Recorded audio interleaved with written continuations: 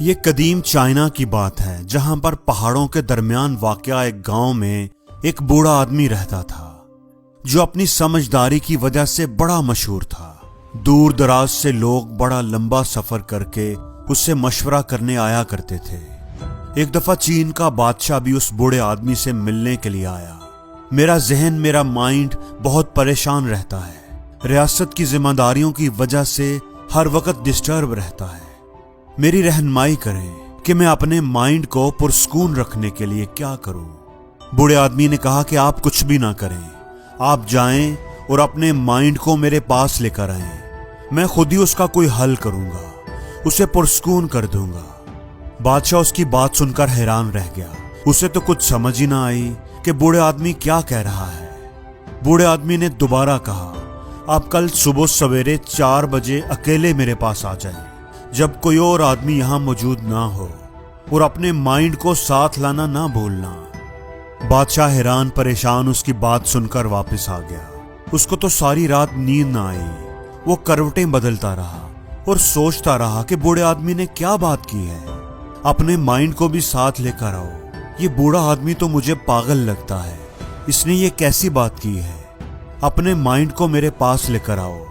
پتہ نہیں لوگوں میں یہ اتنا کیسے مشہور ہو گیا ہے، مجھے اس کے پاس جانا چاہیے کہ نہیں، یہ کہیں میرا وقت ہی ضائع نہ کرے۔ وہ ساری رات سوچتا رہا اور جاگتا رہا، لیکن پھر اس کے جی میں پتہ نہیں کیا آیا۔ وہ صبح سویرے اٹھ کر 4 بجے بوڑھے آدمی کے پاس پہنچ گیا۔ بوڑھا آدمی بادشاہ کو دیکھ کر مسکرایا، اچھا تو آپ آ گئے ہیں، آپ کا مائنڈ کدھر ہے، اس کو ساتھ لائے ہیں کہ نہیں؟ اب بادشاہ آخر بادشاہ تھا، اس کو تھوڑا غصہ آ گیا، یہ آپ کیا بات کر رہے ہیں؟ میں اگر ادھر آپ کے پاس ہوں، سامنے ہوں، تو میرا مائنڈ بھی تو میرے ساتھ ہی ہے، یہ کوئی ایسی چیز تو نہیں ہے کہ جسے میں کہیں رکھ کر بھول کر آ سکتا ہوں، میرا مائنڈ تو میرے اندر ہی ہے۔ بوڑھے آدمی نے کہا کہ اچھا ٹھیک ہے، تو اب یہ بات طے ہو گئی کہ آپ کا مائنڈ آپ کے اندر ہی ہے۔ بادشاہ نے کہا کہ ہاں، وہ میرے اندر ہی ہے۔ بوڑھے آدمی نے کہا کہ اچھا ٹھیک ہے، اب ذرا اپنی آنکھیں بند کریں اور سوچ کر بتائیں، محسوس کریں کہ آپ کا مائنڈ اس وقت آپ کے اندر کس جگہ پر ہے، اور جب آپ کو پتہ چل جائے کہ وہ کہاں پر ہے تو مجھے فوراً بتائیے گا، میں اسے پرسکون کر دوں گا۔ بوڑھے آدمی کی بات سن کر بادشاہ اور بھی کنفیوز ہو گیا کہ یہ آدمی کیا کہہ رہا ہے، لیکن خیر اس نے اپنی آنکھیں بند کر لی اور اپنے مائنڈ کو تلاش کرنا شروع کر دیا۔ وہ کوشش کرتا رہا اور اپنے اندر جھانکتا رہا، اپنے مائنڈ کو تلاش کرتا رہا۔ جتنا وہ اپنے مائنڈ کو ڈھونڈنے کی کوشش کرتا گیا، اتنا ہی اسے ڈھونڈنا اس کے لیے مشکل ہوتا گیا۔ کافی دیر تک کوشش کرنے کے باوجود بھی جب وہ اسے ڈھونڈنے میں ناکام رہا تو اس نے اپنی آنکھیں کھول دیں۔ اس کو مائنڈ نہیں ملا تھا، اس کے اندر تو بس سوچوں کا، خیالات کا ایک جال تھا۔ اس نے بوڑھے آدمی سے کہا کہ مائنڈ کوئی ایسی چیز نہیں ہے جس کو پوائنٹ آؤٹ کیا جا سکے کہ یہ ہے مائنڈ۔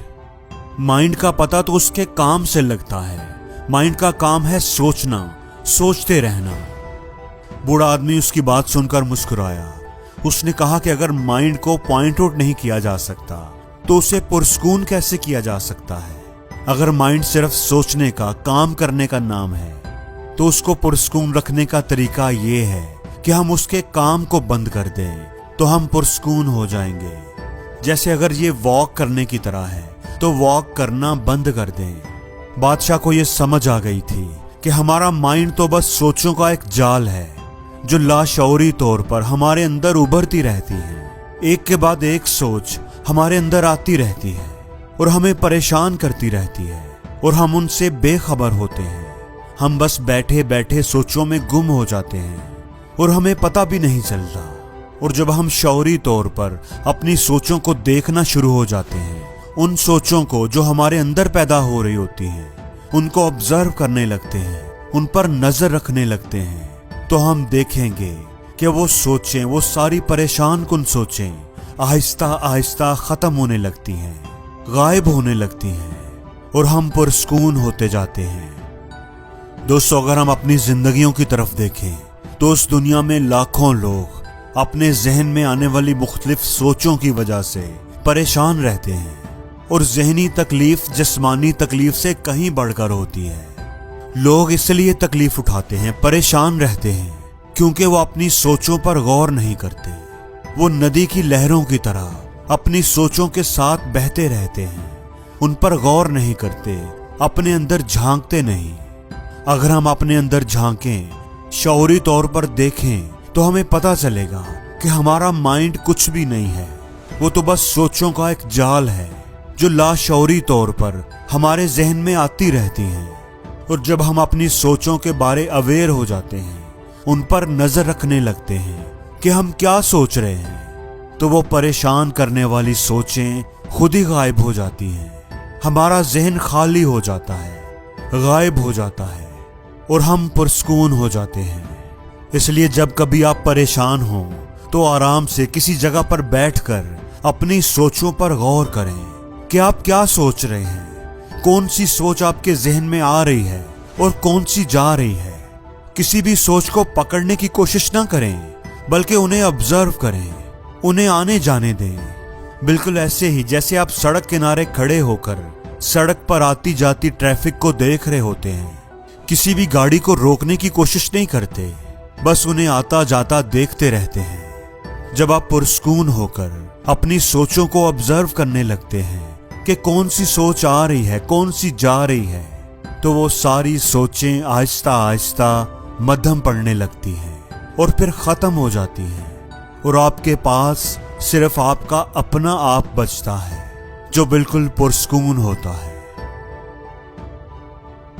और जिंदगी में हर रोज कुछ नया सीखो, नया सोचो, नया करो, लर्न करो।